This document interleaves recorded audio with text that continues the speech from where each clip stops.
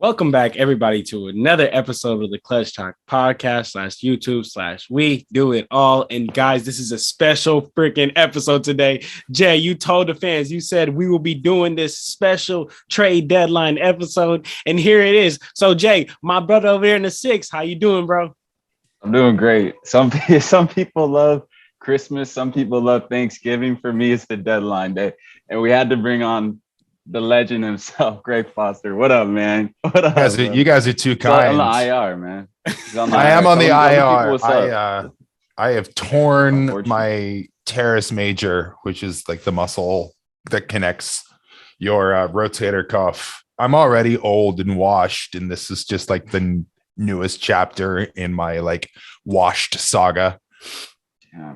Damn, Greg. I can still shoot free throws left-handed better than Ben Simmons. Probably mid-rangers, threes, and all of that.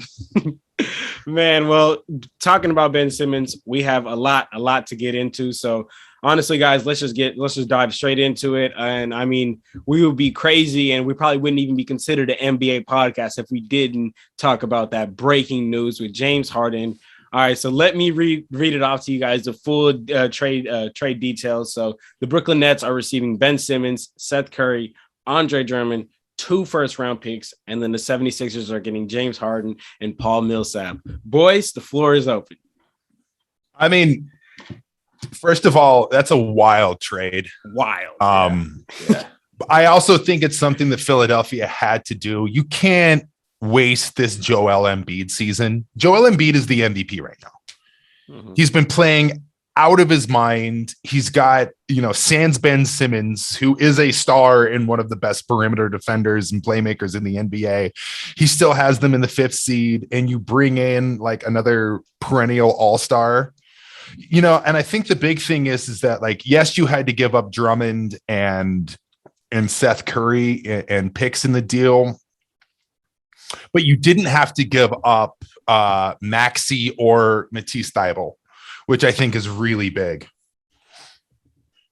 Yeah, I'm just shook by the whole deal, honestly. It's big, man. It's seismic.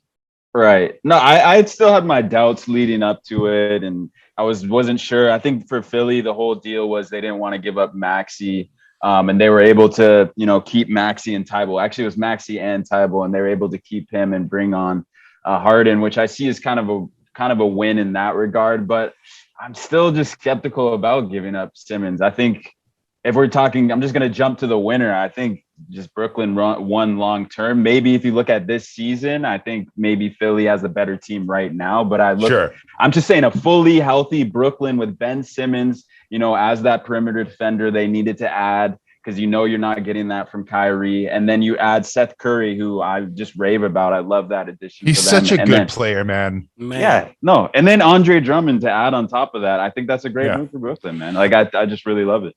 I am very interested in what Philly does now in the non-Joel Embiid minutes. Like, Andre Drummond was sneaky good for the Sixers this season. Very good. And was able to kind of stop the bleeding when Embiid was out with COVID, and has provided some really solid minutes for them when Embiid needs a break. And like, I don't know who fills that void now for Philadelphia. I mean, unless you're going to try to play James Harden at the 5, I don't know where that's going to happen now. But at the same time, we're still talking about James Harden. I know he hasn't had like a great season this year, but he's still an all-star. He's still a guy who's won an MVP. He's a bona fide first ballot Hall of Famer in this league. And I'm very interested. I think that dynamic could work between him and Embiid, and they could really complement each other. Like, I'm not going to make predictions, but I do think that this makes Philadelphia like a very legitimate title contender. Okay. Greg, so what's up, Jay? Go ahead. They favorite in the East title contender, like better than the Bucks? Because right now, for me, I think it's probably still the Bucks. Okay. But like, would it surprise me if Philadelphia beat the Bucks in a series with how well Joel Embiid is playing, and if that dynamic between Harden and Simmons works. And like you still got your dog in Matisse Thybulle. You still have Maxey who can run the point and has proven that he's a really solid asset. And maybe this can help rejuvenate Tobias Harris. Mm-hmm. The Sixers have a ton of weapons, and they're deep, and they still have their defensive identity with Embiid and Thybulle. I think they're really good. Like if I was a betting man, I'd still probably put money on the Bucks right now, and this might rejuvenate the Nets too. If you can get Kevin Durant back, and now you've got a really just all-world defender in Ben Simmons. I think still a lot of it depends on if, Kyrie does end up ever getting vaccinated and like can actually play. I don't really consider the Nets a title contender unless they've got Kyrie playing full time. But I don't know. There are so many variables in this equation that it's hard to really predict an outcome, but it's certainly a seismic shift in the NBA.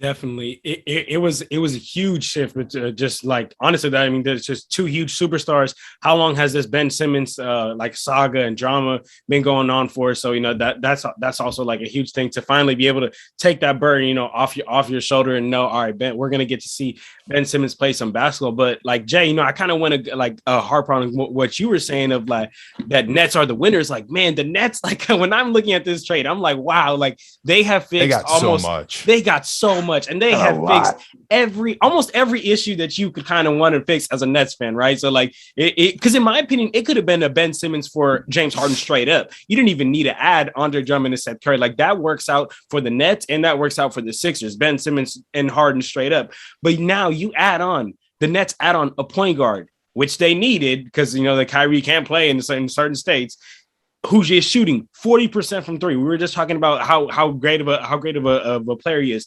They were also able to bring Andre Drummond, the man who, when Joel Embiid, just like I were talking about, Greg, when Joel Embiid was out, was getting 20 and 20 games. The man who's a two-time All-Star, who is I believe a two-time NBA rebounding champion, right? Yeah, they are able to bring grab rebounds. They're able to bring all of that in. And on top of all of that, they are bringing in Ben Simmons, who can be that defender that they need. But also, they don't. I don't know why Philadelphia was so stuck on making Ben Simmons a point guard. Like you're a point guard. But like on the Nets, he can run the floor. He can run the three, and it doesn't have to have that pressure of as a point guard's got to shoot. Point guard's got to shoot. So man, honestly, the Nets just took it big. What's up, Greg? The one thing that does, the Nets have shooters all over the place, and they got guys who can get buckets. The one thing that hasn't been addressed, though, is can Ben Simmons actually play in the playoffs? Or is he going to still be that liability that we saw him in Philadelphia last year? Another thing that I think is an underrated thing about this trade is like the Sixers are replacing a guy who wasn't playing at all with James Harden. Right. Like a guy who still, I don't think he may not be a top 10 player in this league. He's certainly still like a top 25 guy. He can still on any given night can give you 40 points and 12 to 15 assists. And, he's still an incredible player. And I wonder for the Sixers if this is kind of an addition by subtraction kind of thing. I feel what you're saying. No, what's up, Jay? Go ahead. No, I just think for the Nets too, like Greg, you kind of mentioned this and alluded to this a little bit. I think that Simmons, the addition of him, but I think now it makes Kyrie getting vaccinated or the mandates changing in Brooklyn or New York even more important now because we don't know. I think when KD comes back, we can, they said he's going to become fully healthy, but I think adding another piece and a weapon, the creativity and offense will be that much more needed with Harden gone in Brooklyn. So that's a legitimate concern I have for the Nets. And you got another playmaker in Ben Simmons. And more than anything, you're replacing guys like LaMarcus Aldridge and Blake Griffin with Ben Simmons. Right. Exactly. Like 2 net negatives with arguably the best perimeter defender in the NBA. Like that's such a significant upgrade. And you're getting Seth Curry, man, another fabulous, like another guy who can play backup point guard, who can get you buckets, who can hit threes. Like just like Seth Curry is the type of guy you can plug and play in just about any system and he's going to have success. Like he's such a commodity with his shooting and his gravity. And that opens up more lanes for Kyrie. That opens up more lanes for Kevin Durant. You've got like, it's really interesting, like thinking about the dynamics and thinking about the matchups now and the upgrades that I think both teams have made. Yeah. I am just praying to the basketball gods we get a Nets Sixers series. Oh man, we need the playoffs. Like we need it. That would be crazy. All right. So, like all my money just to watch that series. It's so fun. So then if you guys could give a quick grade to the Nets and the 76ers, what grade would you give them? You know, A, B, C, or D, or F? Philly's got to be like A plus. I mean, you turned in Ben Simmons into James Harden. He wasn't playing at all. You turned him into James Harden. It has to be an A plus, right? Like they're both an A plus to me. I think it's one of those rare trades that it benefits both teams. Yes. You know, that it addresses needs for both teams. Yeah. And I think the big thing is that the Sixers did not lose their identity by giving up Ben Simmons and acquiring James Harden. It is going to be interesting to see how the Sixers acquiesce to James Harden. He's a guy with a huge usage rate. And can he share the ball with Joel Embiid? Joel Embiid is still the better player. You know, Joel Embiid is playing like the best player in the NBA right now. And is James Harden willing to play second fiddle to Joel Embiid? Honestly, I'll be real. I think he is. Like, I think that those pick and rolls with Joel Embiid and James Harden is going to be insane. It's going to be insane.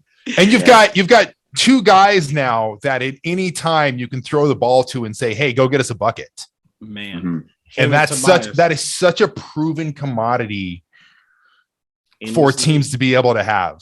I am so excited to see both of these teams. Like, man, it's well documented that I'm a Philadelphia guy. I just want good things to happen to Joel Embiid. I think he deserves it. I love the guy. I'm excited for both teams. I'm just praying for that matchup. That needs to happen, man. It needs to happen. I know that the Sixers and the Nets play in about a month from now. That's going to be prime time ESPN TNT game. Yeah. There's no way I'm missing that. Yeah. No. Not only is there like there's the Embiid and Simmons thing, but you're also like maybe you rekindle the Andre Drummond Joel Embiid beef that used to be so prevalent back in the day. Like there's so many wrinkles. Doc Rivers traded his son-in-law. I didn't even think about that. I mean, there are so many layers to this thing. Yeah. This is like trade lasagna. I love that. I'm so excited about this, man. Trade tiramisu. Trade tiramisu, exactly. That's what that trade was.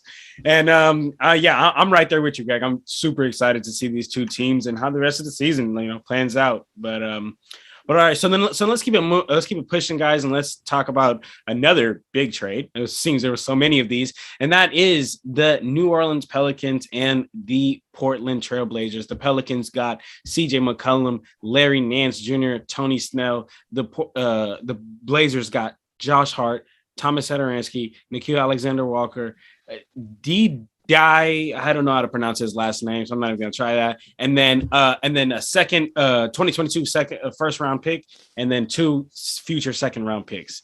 So, guys, the floor is open. Do we have any takers? I want to go first. I am high on Nickeil Alexander-Walker. Mm-hmm. I think that he can be a very good player. One thing that I give the Jazz a ton of credit for, and they may be better than just about any team in the league at doing, it's developing their players. They've turned Rudy Gobert. If you watch Rudy Gobert, his first few seasons in the league, he looked like a baby giraffe with rollerblades attached to his feet. Could not move, was the gangliest, goofiest motherfucker. And now we're talking about a guy who's going to be a guaranteed Hall of Famer, a 3-time Defensive Player of the Year, a 3-time All-Star, a guy who's going to make another All-NBA team. They did the same thing with Royce O'Neal as well. Like a guy who went undrafted, who's now like a 3-and-D commodity. And like I saw a stat the other day that Royce O'Neal guards the other team's number 1 option more minutes than any other player in the league. And I think someone like Alexander Walker can be a guy who can help him on the perimeter with their defense, which is the one thing the Jazz need more than anything right now. I still don't think it's enough for the Utah Jazz. I certainly do not think that they are a contender. Maybe they can get a Gary Harris or someone on the buyout market. But I'm definitely in more of a sell situation with my Utah Jazz than anything. I can't, I don't think you can see what Phoenix has done this season. And, they made, I think, some nice kind of sneaky moves with Torrey Craig and Justin Holiday to kind of shore up their bench and that defense. I don't think you can see them and then see the Jazz and see that the Jazz have any sort of actual chance against this team in a 7-game series. It's very sad to see how Joe Ingles went out. I think, I think it was a smart move to get off his contract, and at least you got some sort of asset back with NAW. I am certain Joe Ingles will be waived by Portland. I don't expect him to leave Salt Lake City. He's going to rehab. I think the Jazz re-sign him, and kind of maybe a Udonis Haslem type role for moving forward. Like he's been such a key asset to the Utah Jazz for the past 8 seasons. Like he was basically acquired from when the Clippers cut him as kind of like a babysitter, like a buddy for Dante Exum, and then turned into a guy who set the franchise record for the Utah Jazz for 3-pointers. He was just absolutely integral to their success. He's had so much impact on and off the court. He one of his kids is on the autism spectrum, and he's done all sorts of off-court work in that arena to bring awareness and raise money. I think it's big. I don't think it's enough. I think maybe a year or 2 down the line, Alexander Walker could be a real asset. Again, I think, he's one of those guys. He's 6'5", he's 210. He moves really well. He's shown, at least in his rookie season, that he can shoot. I think he brings some dynamism and versatility to this Jazz roster. I certainly don't think it's enough, though. Yeah, and I'm right there. I'm right there with you. And I think Jay had a little quick Wi-Fi issue, but we will. I think we'll be able to keep it pushing. He'll get back on when he's can here. But yeah. So for for the fans, Greg, I know you're the NBA expert, but for the fans out there that don't know, when I was talking about this Portland trade, Portland then flipped Nickeil Alexander-Walker to the Utah Jazz, which we'll talk about, and that's what Greg was referring to. And then just real quick, just to talk about on that Blazers side of things, from the Blazers and Pelicans trade, right? So the Blazers, I mean, when I first got the notification, Jay, there we go, you're back, brother. So when I first got the notification, right, I saw okay, CJ for Nickeil Alexander-Walker. Damn, the Blazers got played. That's what I thought. And then I opened it up, clicked the full details, and I'm like, the Blazers didn't get played. They got robbed. The Blazers, I get it. I don't know what Portland's doing right now, man. I totally get it. Like you're rebuilding. I get it. But you trade away CJ McCollum, a massive trade asset, for Nickeil Alexander-Walker, which you then flipped a couple of hours later. So you knew you were going to do this. So you basically traded CJ McCollum for Josh Hart. And then the Blazers were like, well, here, if you're going to rob us, take Larry Nance Jr. on the way out too. So man, honestly, when I saw this trade, I was like, what? Not only did this make their team worse, this made Dame's job a lot harder. And honestly, I don't even know what their direction is. I think they're purposely trying to waste Dame's career. I think they're purposely trying to waste his career. Yeah, we got to get Dame out of Portland, man. I say this as a guy who likes the Portland Trail Blazers. Dame's a Utah product. He went to Weber State. I played pickleball with Dame. I've been following him since he was in college. Like, and I just want good things to happen to Dame and for Dame, and they're not going to happen in Portland. They're an inept they're an inept franchise. Neil Olshey, I know he's gone now, but hard to imagine a worse GM. I think that Chauncey Billups is a dog shit head coach. I forgot the name of their owner, but he's basically come out and said he just like doesn't want to spend money on the team.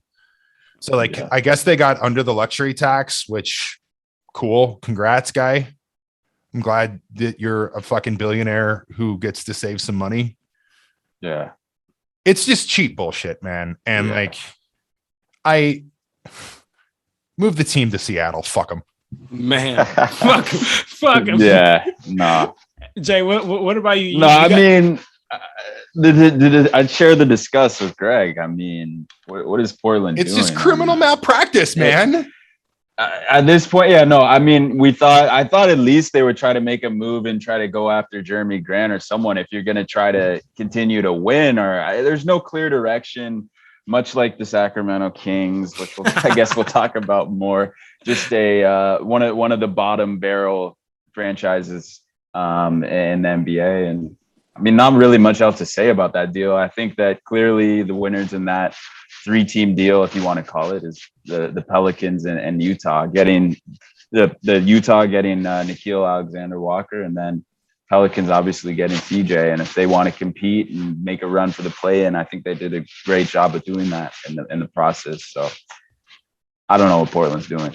Yeah, I don't. Long story short, I don't either, Jay. I don't think none of us do. And yeah, I mean, overall, this is a like how you said, Jay, a real clear winner. Pelicans, real, in my opinion, honestly, a home run trade. The Pelicans were struggling a lot, and for them to be able to bring in a player like CJ, right, who is an extremely efficient scorer. The Pelicans were 25th out of 30th play out of 30 teams in the league for offensive being inefficient. The Pelicans were shooting 31% from the three as a team. CJ himself shoots 38% from the three. So I just think that it makes sense, takes a little bit of stress off BI, because teams, you really honestly, a lot of Pelicans games, teams just load up on BI and then say, well, what are you gonna do? And now you bring in players like CJ McCollum, and you bring in players like Larry Nance, who I'm not trying to say he's a game changer, but he's a good player. He's a good player. He's a good. That's what I was going to say. Playmaker. He rebounds. He plays defense. Like, again, another one of those guys that like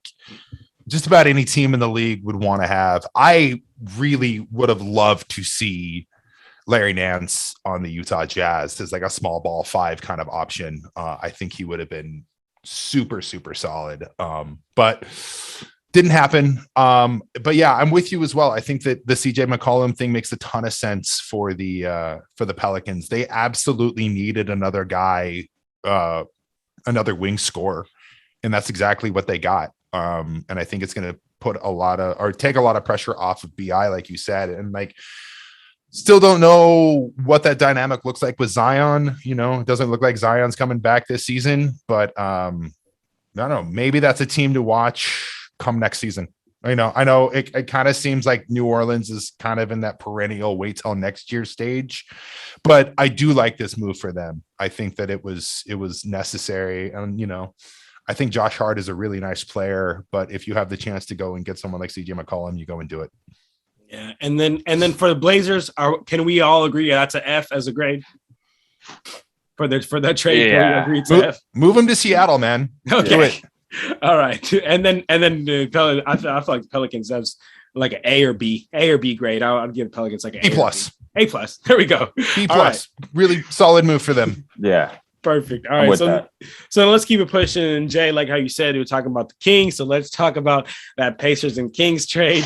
The Pacers got Tyrese Halliburton, Buddy Hield, Tristan Thompson. The Kings got Sabonis, Justin Holiday, Jeremy Lamb, and the 2023 second round pick. Greg, you look like you're about to explode. Go first, Greg. Talk to us. I'm always so confused at the Sacramento Kings. I think that you needed to make a move. I don't know how this makes any sense though. Like, Domas is a wonderful player. I do not see how he makes Sacramento any better.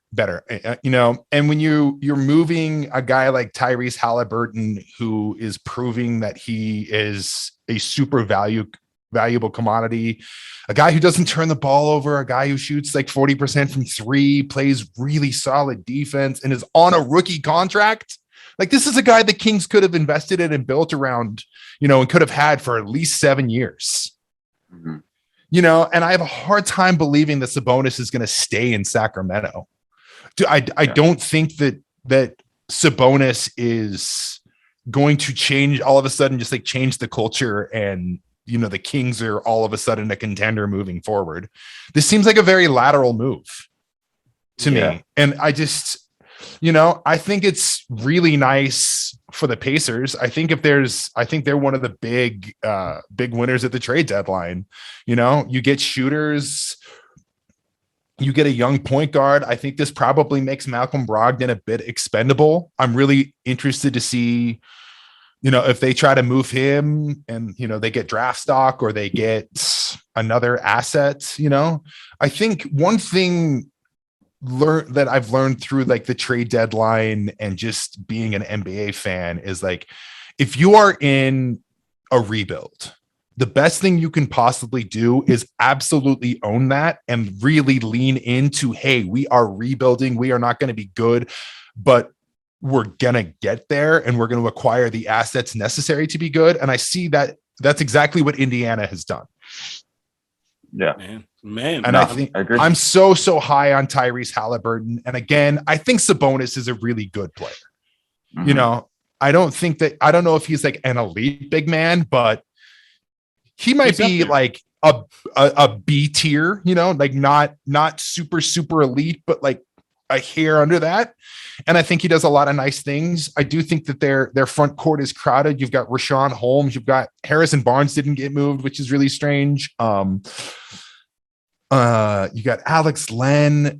That Kings roster is just so weird and clunky. And maybe they did it as a way to appease De'Aaron Fox. But again, I don't see it as enough. Yeah, I'm right there with you, Greg. Like I am totally confused about this trade.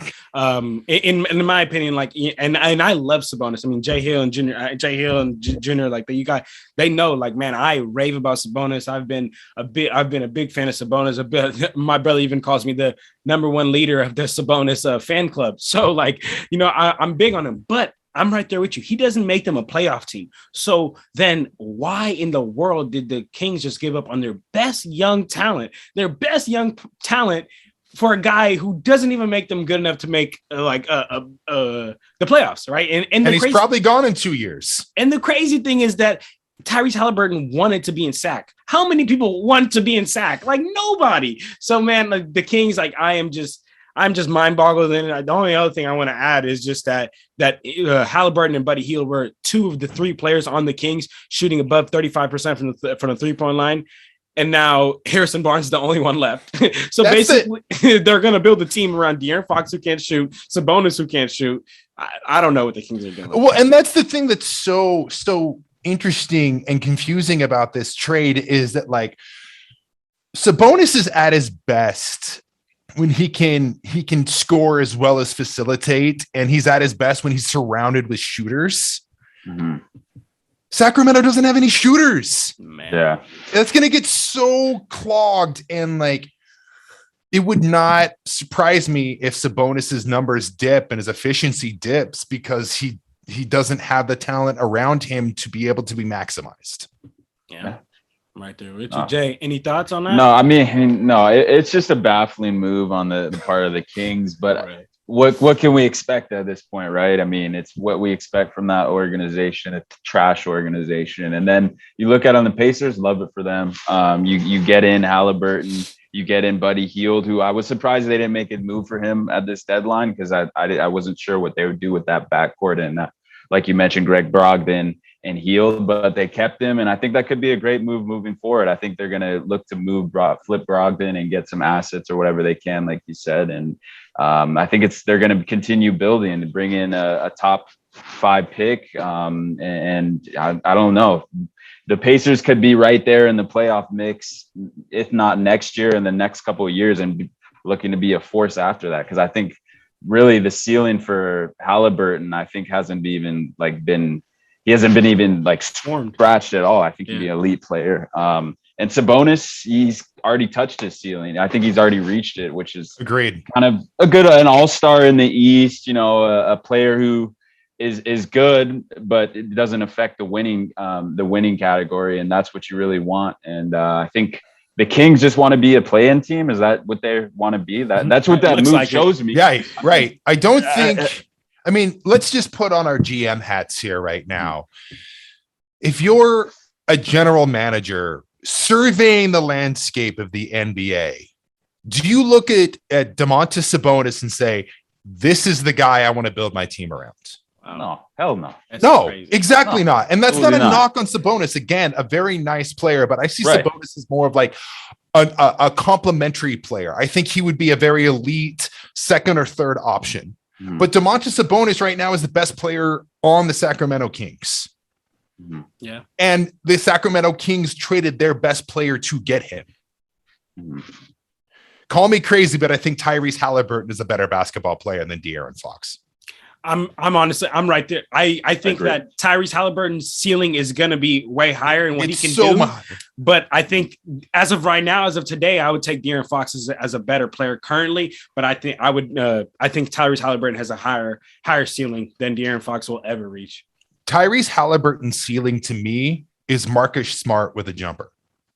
Damn. That's cold. Yeah. Which is a franchise changing type of player. Yeah.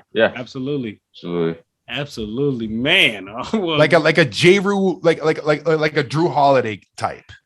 Just a two-way do it all. Just a two-way do it all kind of guy who can get you buckets, who can get you assists, who can run the offense, who can defend multiple positions at an elite level. I'm scratching my head, man. Like it's just so classically Kings.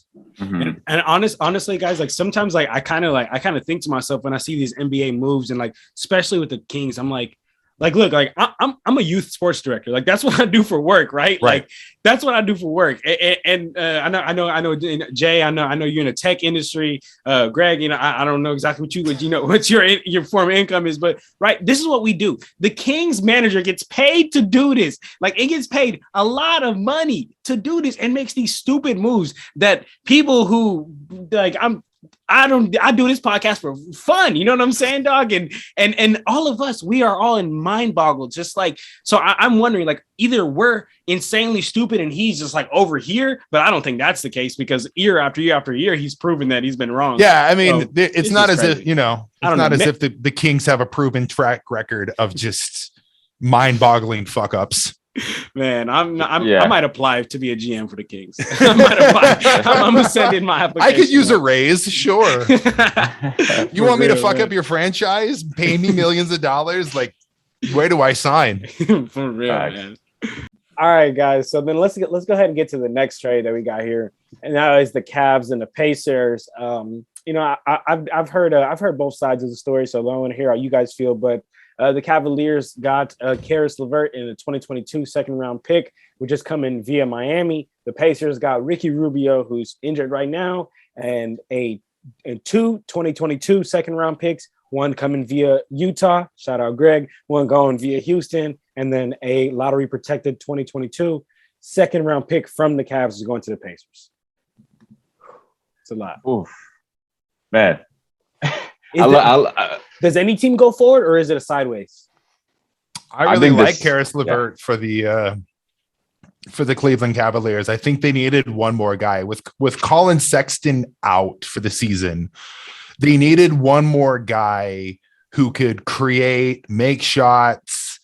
Really, one thing that Caris LeVert does so well is draw the defense towards him. He does a great job of penetrating and getting into the paint, and he's a good enough passer that he can get himself out of that situation, and when you've got guys like Evan Mobley and Jared Allen and Darius Garland and even Lauri Markkanen, I know he's injured right right now. Yeah. Even still, like you've got just this like plethora of guys who he can get the ball to. Like, I think it's a sneaky good move for Cleveland, who, like, I don't necessarily think Cleveland is a title team, but they're certainly not a team you want to play in the playoffs. Definitely. Because they got nothing to lose. They just one of them young, hungry and teams. And they got just a plethora of talent. And I think it just gives them one more option and one more guy who can get buckets and distribute and just like be a thorn in the side of an opposing team. Yeah, no, I'm right there with you, Greg. And I look at, to be honest, like I'm so high on the Cavs. Like I've been saying it since the start of the season. That's been my league pass team. Even since we had you on the show, I remember when I really truly thought of the Cavs as a team was when they played. I don't know if you remember this, Greg, against the Utah in Cleveland, and Garland had a huge game. They ended up losing that game, but I think Garland had 30 or something like that, and missed the almost half court shot at the end of the game. Right, Utah got that road win, but like that was a game that kind of like opened my eyes, and I was already pretty high on Evan Mobley, and that was a game where I was like, he is a young Kevin Garnett. Like they're really good. Jared Allen should have been an all-star this year. Garland is an all-star. Like they're good. I mean, I haven't even mentioned they got Kevin Love too, who's been balling out this season. Like career resurgence. They're they're really, really good. And like, they're so young and so deep that they could be really good for a long time. And like, again, it's just one more chess piece to this already super deep, dangerous team. Yeah. I'm what's up, Jay? Go ahead, Jay. Go ahead. No, I mean, I just think Greg, maybe Greg could chime in on this. This is I know this team, the Lakers didn't make a deal. Does LeBron say I'm done with the Lakers and say I'm going home to this team? I don't know. I just look at this roster and I said, why? If I'm LeBron, I would say, man, shoot, I'm going home for at least 1 year or two. Maybe. Do you want to play with the younger, more athletic, more spry version of Anthony Davis? I'm just saying. Oh man, that would be so wild. You bring Bronny with him, sure, why not? Fuck it. Have a party. That'd be box office though, right? I mean, bro, come on. That's just throwing out there. But nah. The return 2.0, man. Like, oh man. Sign me up, man. That would be so fun. I would love that. So fun. Yeah. Man. I was just gonna harp kind of on what you were saying, Greg, with as far as it's like they fixed the only issue that you can visibly see when looking at their team. Like they have solid point guards. They have a lot of, like you said, a plethora of bigs. But what they needed someone that can go get it on their own, can go score at any time, put the ball on the ground. The only thing I do want to add, because Jay, I mean, you notice I've been telling you this since the beginning of the season, like Karis LeVert, and I mean, like, I definitely know, and I'm not like making fun of him or nothing like that and getting on him, but that injury that he had definitely affected him a lot. Like, I don't know if you guys remember the 2020 playoffs. Karis LeVert was balling for the Nets. He was nasty. He was nasty. Like that little stop and go game, and he was like, especially in that bubble, like he kind of was the reason the Nets were even a thing, and he kept them relevant that year.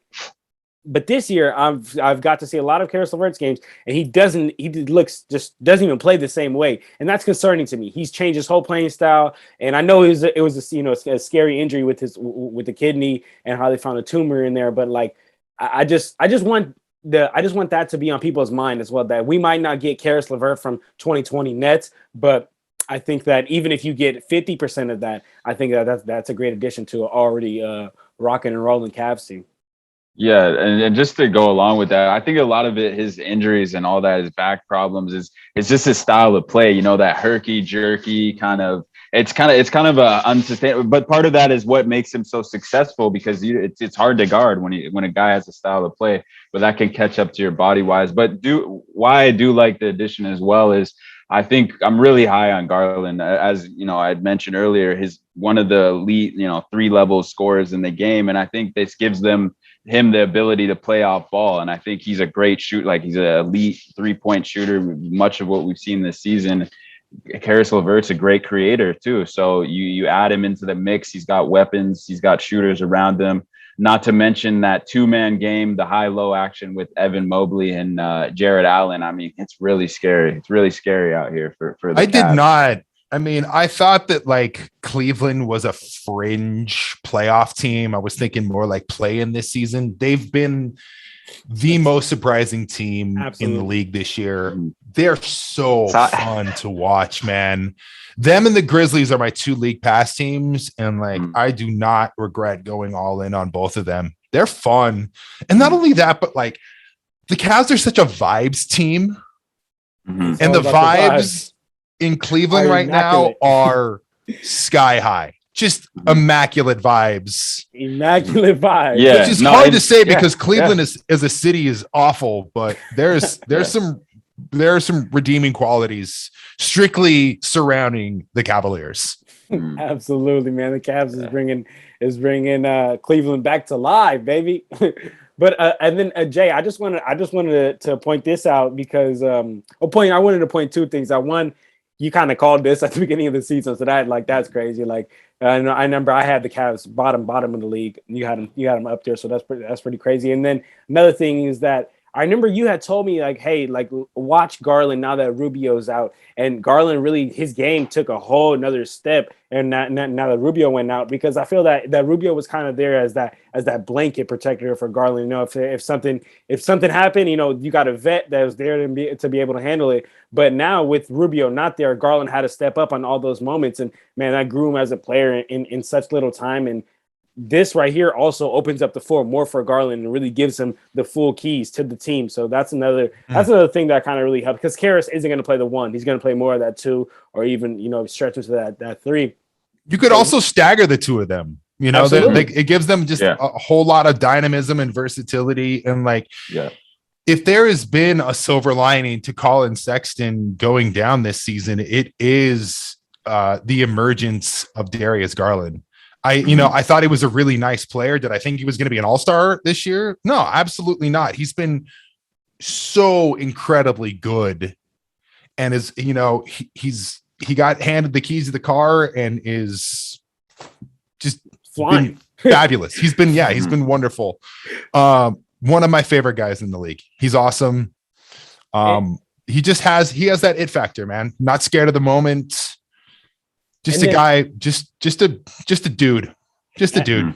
He's a guy. I'm not gonna lie. And then just real quick before we move on, I do want to talk to you guys about this, because this is something that was brought to my attention, and that's, you know, with the addition of Karis LeVert, do the Cavs move on from Colin Sexton? Are they looking to like leave him as a backup, you know, point guard 1 or 2? How are you feeling about that?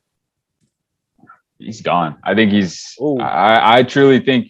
Well, I mean, Garland has said plenty of times that he has no issue or beef with Colin Sexton and that backcourt, but I just truly think he's gone. I don't really see a fit for him now that that Karis is here. I think that they got that secondary playmaker that they needed, and I think Sexton's maybe greener pasture. I think Sexton is over. It's over here. R.I.P. Sexland, man. I think there's still such a market for a guy like Colin Sexton. There are so many teams who need a legitimate point guard. Lakers.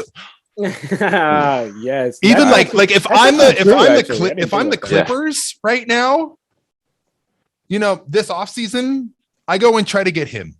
You know, or I mean, it's actually true. There's so many teams out there who need a legit starting point guard. Like Colin Sexton is a good player. You know, he looks like the type of guy who like chews his toenails. You know, he's got the like Dylan Brooks like chaotic energy about him. But like sometimes you want someone like that on your team. Like, I still think, you know, I think he'll be able to bounce back. He's like 23, 24, 25. I don't know exactly how old he is, but he's young body's healed. Yeah. He'll be fine. I still think he'll be an asset somewhere. May not be Cleveland. That happens. He can go somewhere else and still be a really good player. Yeah. I'm right there with you guys. I think that he'll definitely become an asset and be movable here for the Cavs. So let's keep it pushing, guys, and let's talk about a little bit, I guess, of a less exciting trade, and that's between the Celtics and the Spurs. The Celtics got Derek White. The Spurs got Josh Richardson, 2022 first round pick, which is a protected pick, and then Romeo Langford. So are you guys? I really, in my opinion, this is kind of a sideways move. Like, it didn't really go anywhere. Like, I guess it's cool for San Antonio to have a young talent, Romeo Langford, and great for Boston to have a real point guard. Great for Boston to have a real point guard. But in my opinion, I think Boston should have went after Jalen Brunson. That's who would have put that team together. But it definitely is great to have a point guard to run a team now, and have Jason Tatum and Jaylen Brown be able to play more off ball and not just dribble, score. I think it's honestly, I think it's a plus move for the Celtics. I think that I think Josh Richardson is a nice player, but he's on a downward trajectory. I think, he's a guy who's hit his ceiling and is kind of trending downwards, while Derek White is a guy who's trending in the opposite direction and continues to get better. Yeah, again, you get a legitimate ball handler. This probably means fewer minutes for Dennis Schroeder, which is a nice thing for Boston. I think Schroeder sees less minutes, and you probably stagger Marcus Smart and Derek White, and another guy who can complement the Jays. I like it. I'm very confused, very confounded at what the Spurs are doing right now. Yeah. I know DeJounte Murray was not very happy. Yeah, I saw the tweet. He tweeted the what the fuck gif. I don't know. We'll see. I think that the at least on paper, the definitive winner of this trade is Boston. I think they got better. Yeah. I'm right there. I mean, in my opinion, I think it was more of a sideways move, but yeah, if Boston definitely was the winner of this trade scenario. Are you agree as well, Jay?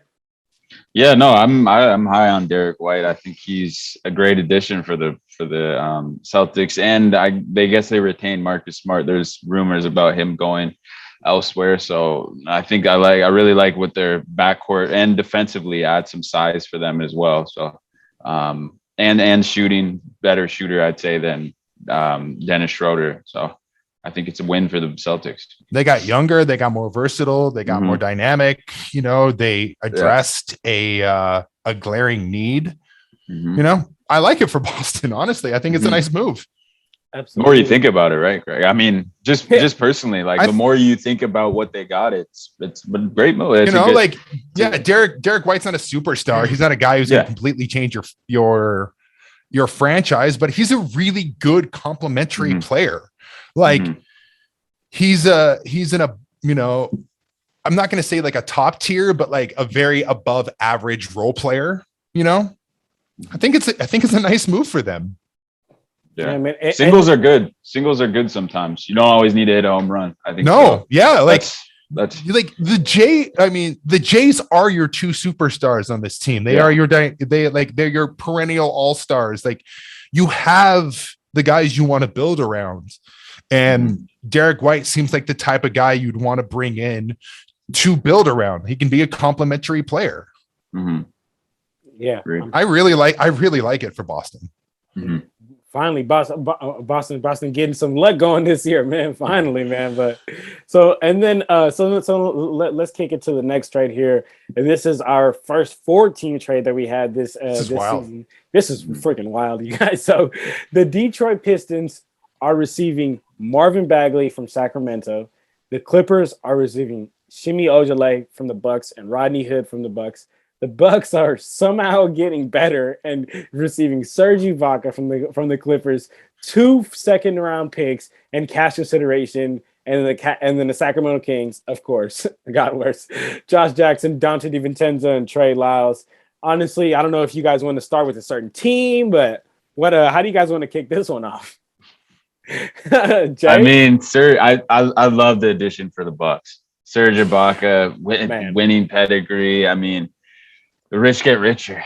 I guess that's what this deal says. But RIP, not RIP, but I mean, I feel for Dante DiVincenzo going to that classless that organization. Poor guy, man. That poor he guy. Just went from up here to down here. He was the championship. He was a champion last year. But that's what I got to say about that deal. I think Marvin Bagley could have been Luka Doncic and Trae Young, so Kings still suck. But could you imagine if you're a Kings fan? Could you imagine a Luka Doncic, De'Aaron Fox tandem? Oh shit! Man. I still think, obviously, like the time has passed that I think that Marvin Bagley can be an all-star in this league or anything close to it. I am excited for him to get a fresh start. You know, I think the number one thing when it comes to Marvin Bagley is getting out of Sacramento. Yeah. You know, who knows if a stint in Detroit will help him at all, but at least it's a fresh start. He gets to play with Cade Cunningham, you know, and Jeremy Grant, and like maybe he can have some sort of career resurgence. But again, he's at least escaped basketball purgatory. And I'm with you with the Bucks. Like, they had a Brook Lopez sized hole and that needed to be filled. And they got Serge Ibaka. Like, he's missed quite a bit of time this year, but he's been a plus defender for the Clippers when he's been on the court. He's shooting something like 55% from the field and like almost 40% from three. Like, and just a guy who, again, winning pedigree, is versatile enough that I see him being able to mold with this team and complement Giannis and Middleton and the rest of this team. Like, again, you hit the nail on the head. The rich got richer. Like, this makes the Bucks just like that much more dangerous. And like, listen, I would not be surprised one bit if we're talking in July about how the Bucks repeated. Greg, that's my call, Greg. They're good. I called that, Greg. I said I got the Bucks win. I got the Bucks coming out, and I wouldn't doubt if they double up this year. And I really think we're gonna get a rematch of last year's finals. I really do. I think they're the two best teams in the NBA. Wow, that would be insane. Right now, honestly. They are. Yeah, no, for sure. Absolutely. That would be insane. You know, and I think Giannis Antetokounmpo is a top 2 player in this league, and he's not number 2. Oh yeah. He's so good, and he keeps adding things to his game. You know, he's got a legit post game now. He's like, he's shooting fadeaway jumpers. Like, come on, every time his footwork in the paint. Like, every time I watch him, there's just something watching new. The Bucks and watching Giannis. He does 3 or 4 things in a game, every single game, that no one else in the NBA can do. It's just, I really, really love this move for the Bucks. It really makes them just so much more dangerous and gets them a legit big man who can fill that Brook Lopez role. Yeah, that's exactly that, man. I mean, like I said, Greg, like, you know, the Bucks lost, shooting and rim protection with Brook. Really got all that back. And then just one thing I kind of want to talk about with Marvin Bagley, because I also I think the ship has sailed for Marvin Bagley to be an all-star, but I think he can be a really good player in this league. And because I've really been watching Marvin Bagley since his college days, and I know that pickup basketball and NBA basketball is 2 totally different things. But like, I don't know if you guys watch like Rico Hines, like those summer runs in the summer. Like, he can hoop. Like, I really watch those. Like, he can really, and he's hooping out there with his NBA players. And so but then again, I know it's 2 totally different things. A lot of different layers and context that has to do with, just pickup basketball and in the NBA. But I definitely like what you said, Greg, about, Marvin Bagley's biggest win was getting out of Sacramento, and now getting a chance to to actually operate and actually be able to even do something, man. But he's gonna have to work on some of that defense. So there's one more thing I just want to mention really quickly in this trade, and that is the Utah Jazz traded Trey Lyles to get Donovan Mitchell. Whoa. Whoa.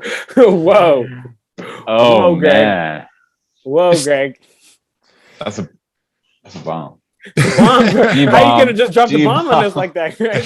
It's one of the few feathers in the Utah Jazz's cap. Yeah, holy smokes.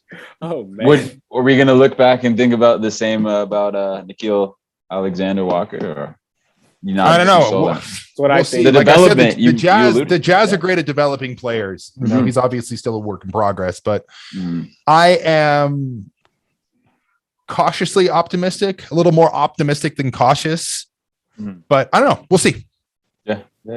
And earlier we were talking about the that Pelicans and Portland trade, which sent Nickeil Alexander-Walker to Portland, then Portland flipped him to the Jazz. But now I know, Greg, you gave us a little bit of your thoughts on that, on the Nickeil Alexander-Walker on the Jazz. But now let's talk about that the 3-team trade that actually did get him there, and like the full details of it, with Nickeil Alexander-Walker going to the Jazz, Juancho Herman Gomez going to the Jazz, Blazers getting Joe Ingles, Elijah Hughes, second round pick, Spurs getting Thomas Satoransky in the second round pick.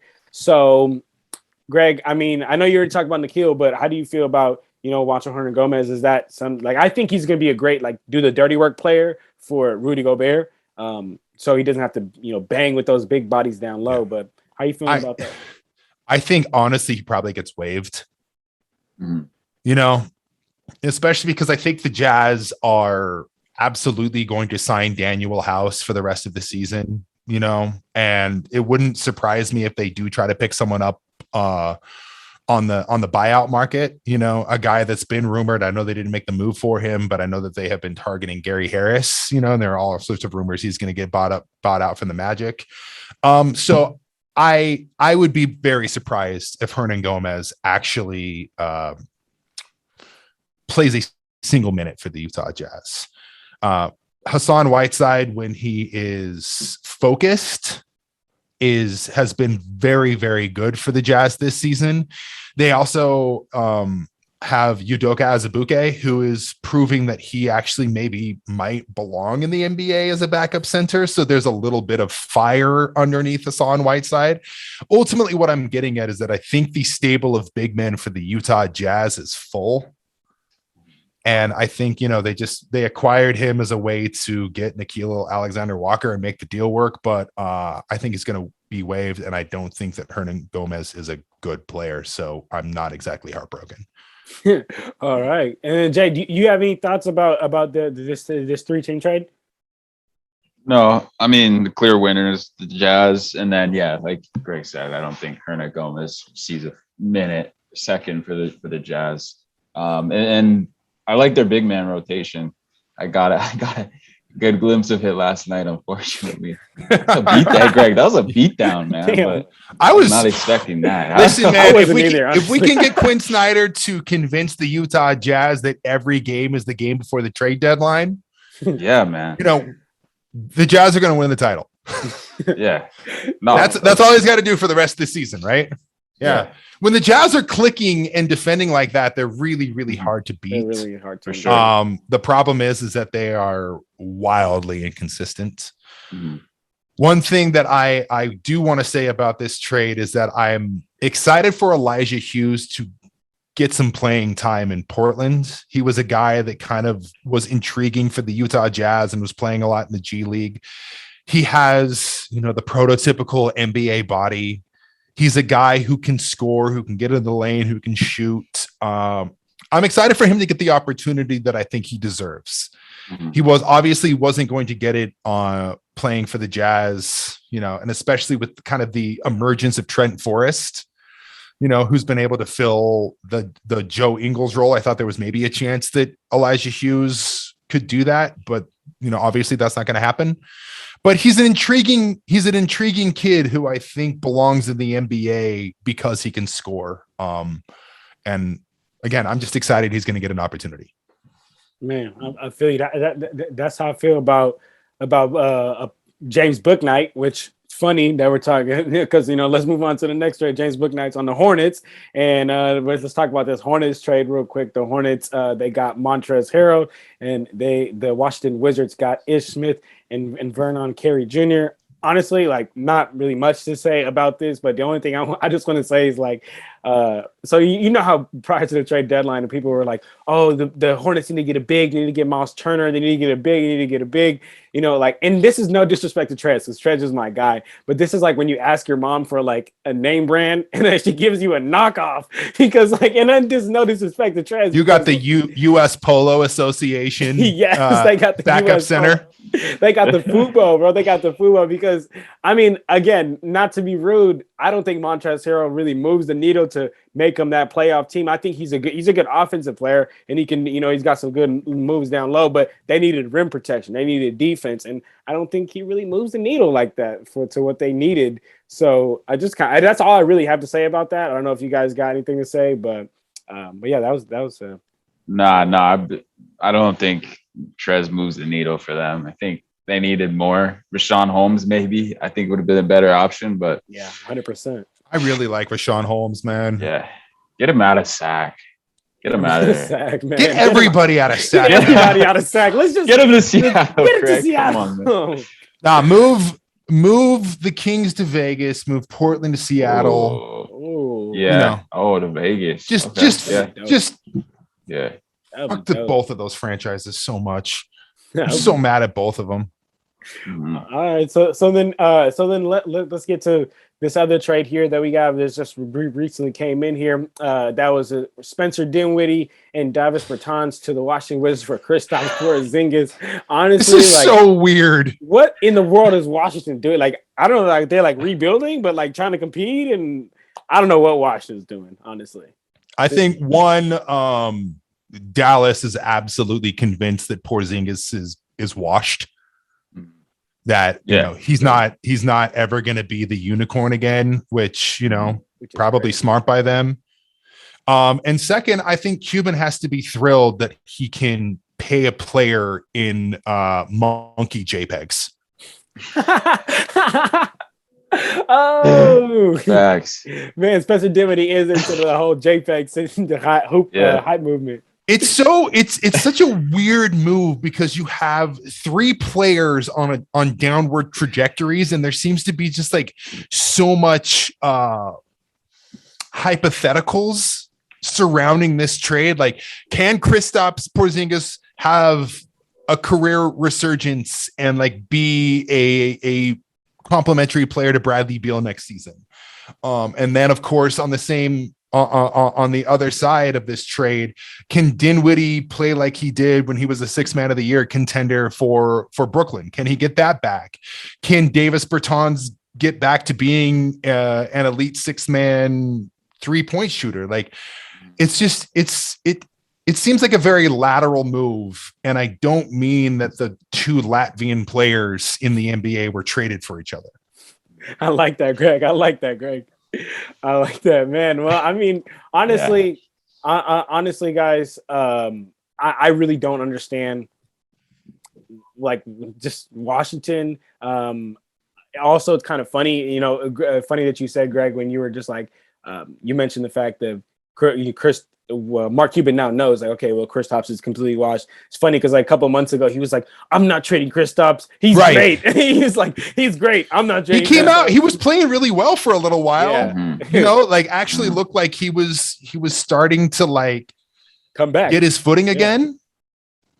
And then, he got hurt again. And I think it's great that Porzingis gets to go to the one organization with the longest history of injured big men ever. Mm-hmm. Yeah, he's going to fit in perfectly in Washington. They have work perfect for him. Incredible suit tailors. It's going to work perfect for him, man. But all right, man. Well, guys, I think we talked about a lot of trade, guys, and I think this is a good place for us to go ahead and wrap it up here. Greg, man, as always, and you are the man. Thank you for coming on and talking about everything, man, all your knowledge that you share with us. We really, really appreciate it. I mean, all the fans, you guys already know Greg's got a podcast, man. I'm going to link all of Greg's work, all of his social media down in the description down below, man. So check it out. Make sure to go show him some love. But Greg, you got any last words you want to say here? No, thank you so much for having me on. Yes, sir. This man. is always a blast. Yeah. Yes, sir. Jay. Greg, appreciate you, my guy. And I ain't got anything to say. What a wild deadline, though. What a wild deadline. Yeah. That's perfect, Jay. You know what, Jay? Hey, for all the fans, like, comment, subscribe. Jay, end the episode on that. What a wild deadline. Yeah, what a wild deadline. All right, guys. Man.